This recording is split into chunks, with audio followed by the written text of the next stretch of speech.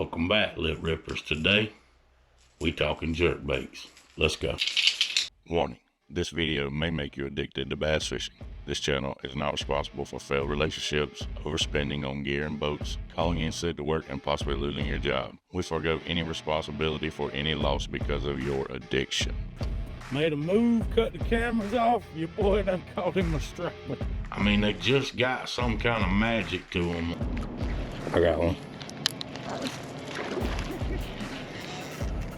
These are some of the best jerkbaits on the market right now. What we're gonna talk about today can drastically improve your hookup ratio, your bites, and your day on the lake. Are you guys casting a jerkbait all day just to find the guy in the back of the boat, or the other guys in the tournament are catching them and you ain't? Stick around today. We're gonna talk about a few common mistakes that people make that could be costing you a lot of bites. You think you got your jerkbait retrieval dialed in? What if I told you it was costing you bites out on the water? That's one of the main things I want to talk about in today's video. We're going to cover the retrieves, the depths, the colors, but mainly I want to talk to y'all about this retrieve. Stick around. Let's talk about the baits next. I want to talk to y'all about the baits that I throw. I really like the Rapala Mavrik 110, and that's in a shad pattern. I'll have to throw it up here and let y'all know exactly what color that is, but I'll put it up here in the video. And, you know, all this stuff will be linked down in the description of every video, y'all. So y'all drop down, click the more, hit the dots. Y'all go ahead.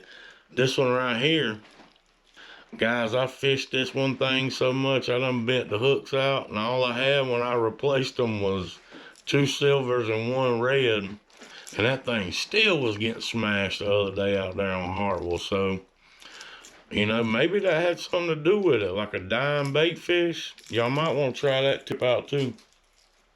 Now, the one I showed y'all earlier in the video, this 110 Junior, this Megabass 110 Junior, I mean, I have really been killing it on y'all. For some reason, this pearl color, I mean, I don't even know if y'all can see that. Like, it's got like a little blue to it when it shimmies. We had thread fin shad and a blueback herring lake here, so this thing has been just killing it for me this fall. One of my faves this year so far. I also want to show y'all, this is what I lost the big fish on the other day, and it wasn't this color or this depth, but this is the Shimano World Beater. That thing's got that boost flash in there, and I'm telling y'all, that thing is killer. I was fishing a normal diving one, you know, probably about 5 feet in a bone color when I lost that tank the other day on Broadway. I mean, this thing, I'm telling y'all right now, it works. If you ain't tried this yet, y'all jump in the description below and pick you up a couple of these. I'll have them linked. But these World Beaters by Shimano, I'm telling you right now, these things are tough. I ain't got this one open, but y'all know this is the original Megabass 110. Sexy shad, you can never go wrong with. Clear water, stained water, you know, this just resembles the shad like no other jerkbait. That's another one of my favorites.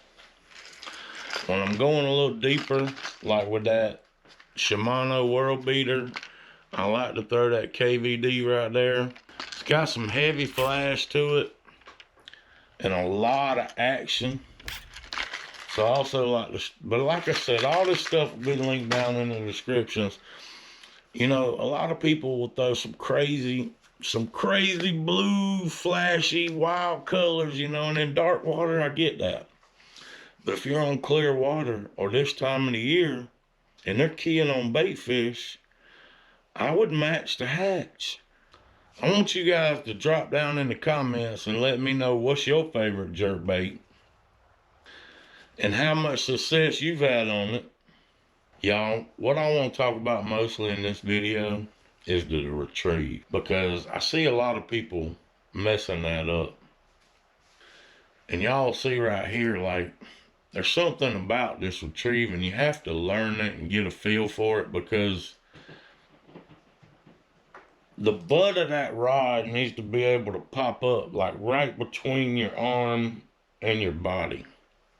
When you flip that thing down, you want to do like a half a turn of the rod on slack line. You don't want, I mean, if you have it too tight, it's not going to do that erratic action. If you have it too loose, you're barely going to be pulling it. You just have to get a feel for it. But the way that a jerkbait works, I see people going out there working it sideways, working it up, working it. You're not making the jerkbait work correctly. The thing is made for that rod tip to be pointed down on that jerk. That's why you want to fish a shorter rod. You don't want to go out there with like a 7'4" rod and try to work a jerkbait. You're going to be in the water all day. But there's something about that when you pop that and do that reel, and you pop it and do that reel. I mean, there's just something about that. And then once you get that down, you'll be able to figure out, like, a lot of it has to do with water temperature. When it's still warm like this, the other day when we was out there fishing, I told y'all, figured out, like, they almost didn't even want to pause. I was like, work steadily to the boat, and I was getting bites. As it starts to get colder, you know, you're gonna have to let that thing pause a little bit longer. You know, work, pause.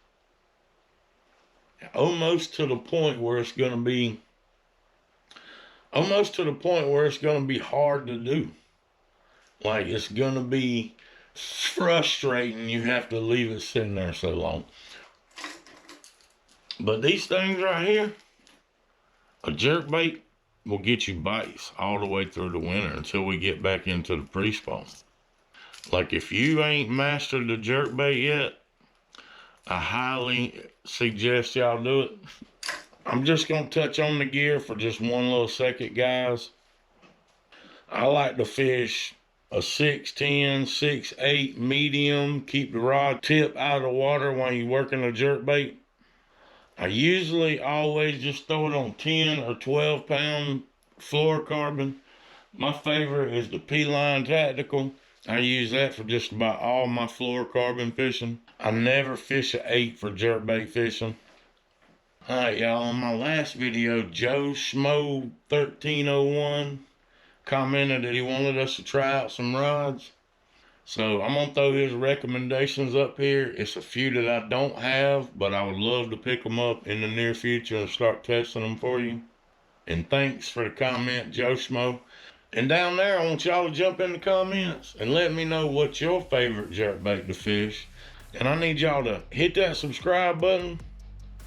And if you want to know a little bit more about the gear for jerkbait fishing, watch this video right here, because I cover budget to high-end rods for you to fish a jerkbait.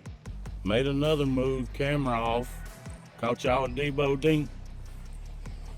All on the jerkbait station. We're not starting an OnlyFans. Y'all calm down.